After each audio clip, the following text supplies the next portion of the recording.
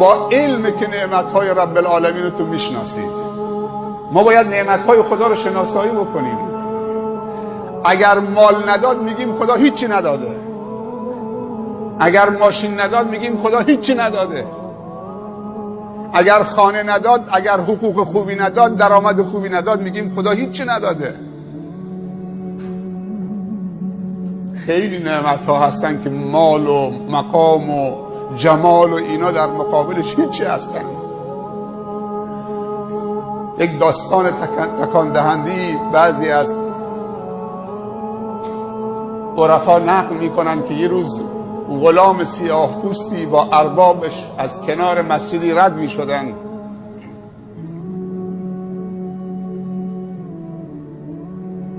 وقتی که در مسجد رسید، اون غلام سیاه پوستی که برده اون ارباب بود گفت سرورم اجازه میدید چند دقیقه برم تو خانه خدا 2 رکعت نماز بخونم؟ گفت برو ولی دیر نکن. این سیاه پوست، این غلام زرخرید، با اجازه آقاش اربابش آمد تو خانه خدا. توقفش تو خانه خدا طولانی شد. اربابش بیرون در ایستاده بود، صدا زد ای سیاه، ای غلام.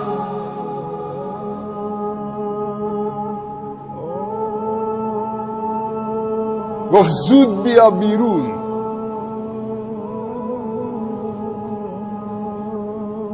این غلام صدای اربابش زد که سرورم نمیگذارن بیام بیرون، میخوام بیام بیرون، اجازه نمیدن.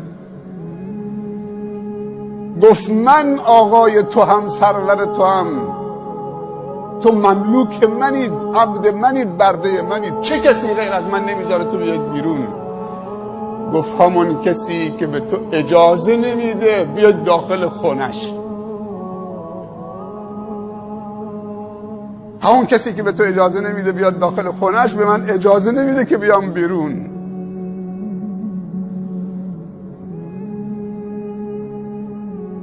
کار به سیاه و سفیدی نداره. یک، علم نعمت، معرفت نعمت. 2، حال یعنی چی؟ یعنی اینکه دل مؤمن شاد بشه به شناخت نعمتهای خدا، نعمتهای واقعی خدا. خداوند در قرآن فرموده، امروز عصرم شیخ ماجد سوره الرحمن تفسیر میکرد، خداوند میفرمایند اعوذ بالله من الشیطان الرجیم بسم الله الرحمن الرحیم الرحمن علم القرآن خلق الانسان علمه البیان. چه منتی بر انسان، بر این مخلوقش داره میگذاره. میگه الرحمن، من الرحمنم، منبع همه نعمت ها هستم، بخشنده هستم. مهمترین نعمتی که به شما بخشیدم که نشانه رحمانیت من قرآن، علم القرآن. من دیشب داستان اون پیرمرد جاسکی رو به شما گفتم که این دوستمون تعریف میکرد یک سبد کالا بردیم تو شرق جاز، تو روستاهایی که حتی ماشینم اونجا نمیره، با چارپا و با خیلی صعب العبوره، طرف باسیدی و جانوری و اونجا یا با موتور میرن یا پیاده یا چارپا. شامل برنج و روغن و شکر و آرد و عدس و ماش و اینا بود. وقتی دادیم به اون پیرمرد تحویل گرفت، گفت پسرم خیلی ممنون، جزاک الله خیر، ولی این برای 5-6 روزی 1 ماه بیشتر دوام نمیکنه. کاش که به جای این نان و این آرد و این برنج و شکر و روغن یه شیخ جوانی می آوردی قرآن یاد ما میداد. اون ماندگار بود. اینا تشخیص دادن. پس علم یعنی شناخت نعمت، حال یعنی شاد شدن دل با نعمتهای مهم، نعمتهای اساسی. اما سوم، عمل به نعمت در جهت رضای خدا، نعمتها رو در جهت رضای خدا قرار بده. حضرت حذیفه بن الیمان صاحب سر رسول الله بود صلی الله علیه وسلم. اسرار رسول الله پیش این آقا بود، اسرار خصوصیش. یه روز شیطان رو در خواب دید، که تو سرش میزنه داره زار زار گریه میکنه. گفت شیطان چرا زار زار گریه میکنی؟ گفت به دو علت. یکی این که خدا در لعنت رو بر من باز کرده تا قیام قیامت، همینجور مردم و فرشتگان و سایر مخلوقات بر من نفرین و لعنت میکنن.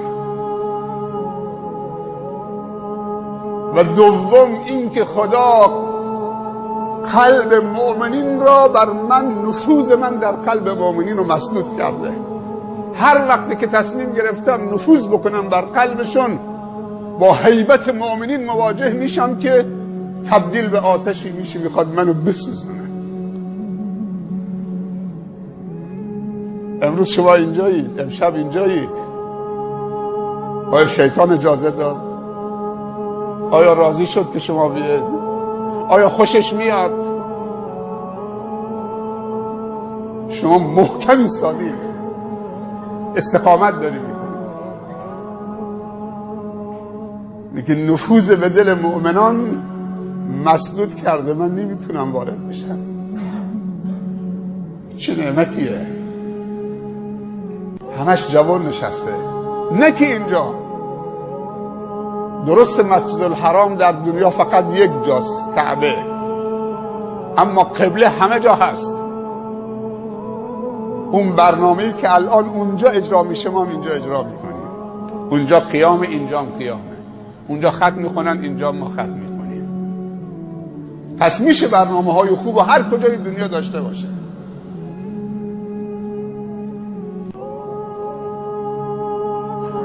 قدر این فرصت ها رو بدونید.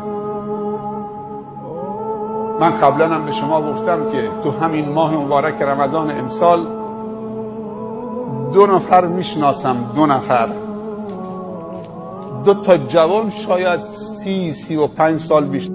یکیشون 400 تا کیسه برنج 10 کیلویی نقد چکش کشید، بین خانواده ها چه تقسیم کرد. بین 400 خانواده کیسه 10 کیلویی برنج. یه نفرم دوباره بین 450 خانواده سبد کالای کامل با روغن و شکر و خرما و عدس و کستر و ژله و کرم کارامل و مرغ و چه توفیقیه که یک جوان 30 ساله میاد، خدا بهش مال داده، ثواب روزی 400 خانوار رو میگیره با 35 میلیون تومن، با 40 میلیون تومن، با 50 میلیون تومن. درسته که یک جوون دیگه داریم که سر سال همینطوری که مؤمنین زکات مالشون رو سر سال حساب میکنن، این آقا زکات امسال مثلا 300 میلیون پول آبجوام بوده، 500 میلیون پول معذرت میخوام فحاشیم بوده، 500 میلیون پول عیاشیم بوده، 500 میلیون پول تریاکم بوده. سبحان الله، میخوای زکات مالت بدی؟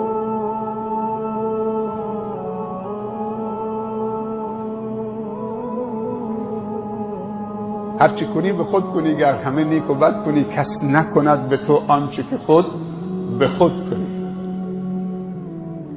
امشب شب 23 یکی از شب‌هایی است که امید هست شب قدر باشه. 83 سال و 6 ماه در یک شب عمر معنوی برای شما تولید میشه. اگر تو امشب یا شب‌های آینده نصیبتون بشه، عمر معنویتون 83 سال، یعنی کسی 5 تا رمضان 5 تا شب قدر نصیبش بشه 415 سال عمر معنوی میکنه.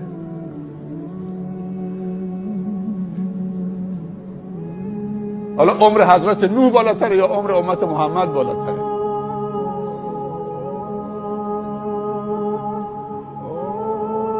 ده تا شب قدر نصیبش بشه حساب بکنید 800 سال، 900 سال تو 10 تا شب قدر اگر نصیبت بشه. لیلة القدر خیر من 1000 شهر، سلام هی حتی مطلع الفجر. درهای 7 آسمان شکافته میشه، موجودات نورانی از آسمان نورباران میشن به طرف زمین، زمین رو نورباران میکنن.